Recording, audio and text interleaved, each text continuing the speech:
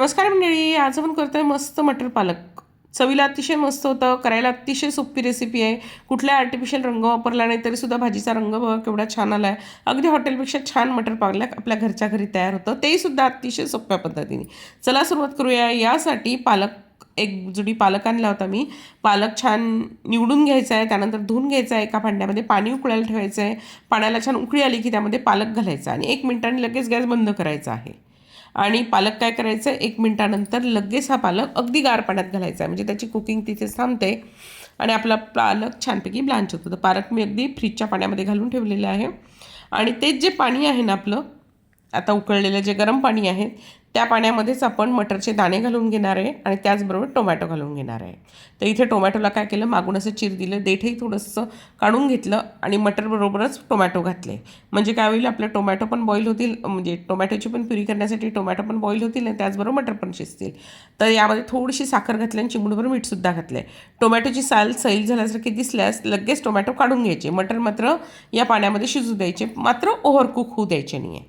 इथे आपण एक क्रश करणार आहे. इथे 15 ते 20 लसूण पाकळ्या, 4 ते 5 हिरव्या मिरच्या, अर्धा इंच आलं, जिरं आणि अगदी थोडी कोथिंबीर याचा पाणी न घालता क्रश करून घ्यायचा आहे. कढईमध्ये तेल गरम करायला ठेवायचं आहे.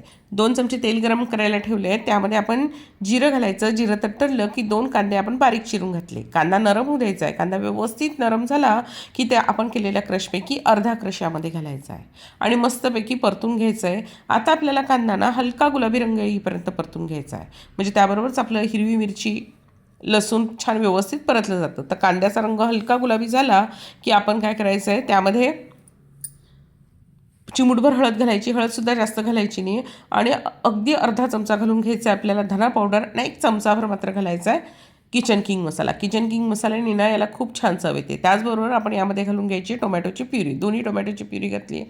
टोमॅटो प्युरी घातल्यावर आपण यामध्ये चिमूटभर साखर घालायची, चवीनुसार मीठ घालायचं आहे.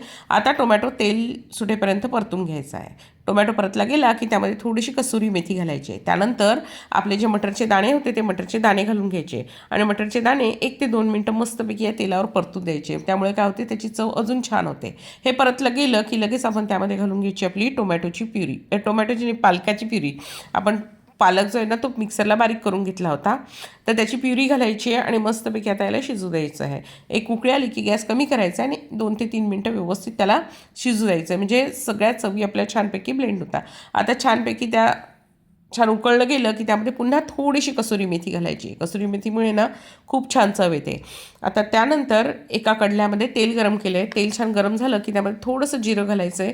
जिरं तडतडलं की आपला जो लसूणचा क्रश होता ना तो क्रश यामध्ये घालून घ्यायचा आहे आणि मस्त ही फोडणी वरतून आपल्या भाजीवर घालायची की आपल्या मटर पनीरची चव अजूनच छान येते. तर अशी ही मटर पनीर तुम्हीसुद्धा करून बघा, तुम्हालासुद्धा नक्की आवडेल. थँक्यू.